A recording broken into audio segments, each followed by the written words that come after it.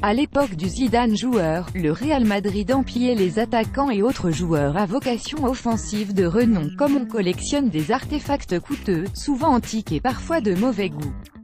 Les Owen, Beckham, Figo, Morientes et Raoul se côtoyaient avec absence de vergogne sur des terrains trop petits pour leur talent et des vestiaires trop ténus pour leurs égaux. Les Galactiques 1.0 étaient une pyramide salariale inversée qui a fini par se faire rattraper par les lois élémentaires de la physique. Trezeguet accorde un léger avantage à la Juve pour son match contre le Real tout en haut, les stars exclusivement offensives et derrière, les bouches-trous Claudican et Brinque-Ballant, attelage poussif composé de jeunes issus du centre de formation ou recrutés de manière anonyme dans les équipes de jeunes de division ou de standing moindre. Bien avant que le Barça de Messi et Xavi ne popularise les équipes du cru et ne propulse la Masia sur le devant de la scène médiatique, le Real usait de ses cantranos comme de sparadrap sur une jambe de bois. Les Ruben, Neria et autres Raoul Bravo auront tout fait pour colmater les immenses brèches laissées par des coéquipiers rétifs au concept de remplacement défensif ou carrément exemptés contractuellement des tâches ingrates. Cette équipe coupée littéralement en deux a fini par couler dans les bas-fonds de l'histoire des grandes formations un peu comme le Titanic, à l'exception que pour le Real, l'orchestre ne jouait pas ou très mal en s'enfonçant dans les abysses. Le Zidane entraîneur a tout fait pour éviter que l'histoire ne se répète, en introduisant un concept de méritocratie dans son 11 et en usant des jeunes talents à son actif à bon escient. Les success stories se sont succédés chez les anciens pensionnaires de la Fábrica Blanca et les joueurs recrutés jeunes pour être, in fine, façonnés dans le moule merengue. Casemiro ou Carvajal sont de bons exemples de ce vertueux procédé, mais restent des joueurs à responsabilité défensive avant tout. Là où la révolution est plus prégnante, c'est dans le camp des attaquants.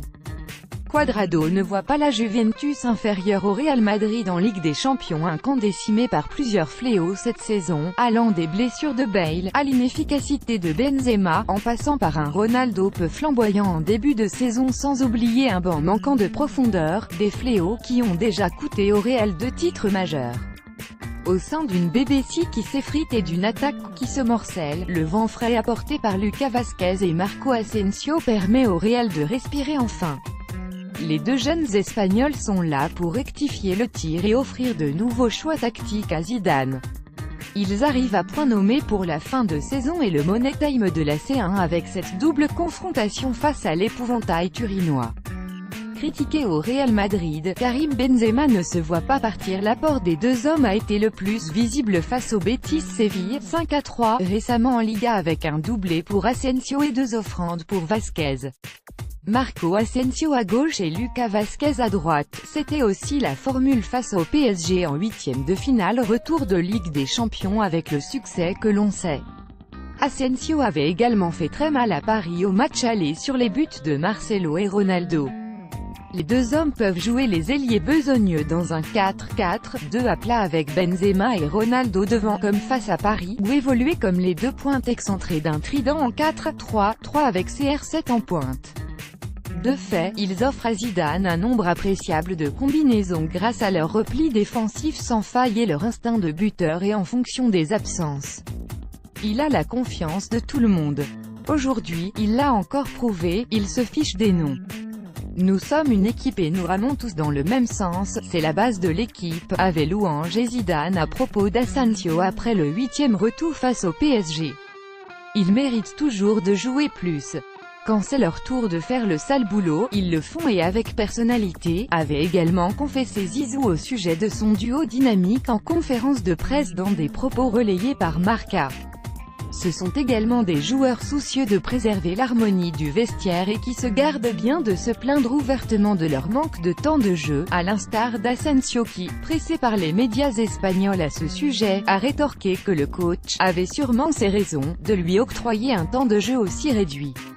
Recruté contre 3,5 petits millions d'euros depuis le Real Mallorca en 2014, Asensio avait déjà affiché ses caractéristiques de « clutch player » qui répond présent quand on a besoin de lui la saison dernière, face au Barça en Supercoupe d'Espagne ou au Bayern en Ligue des Champions.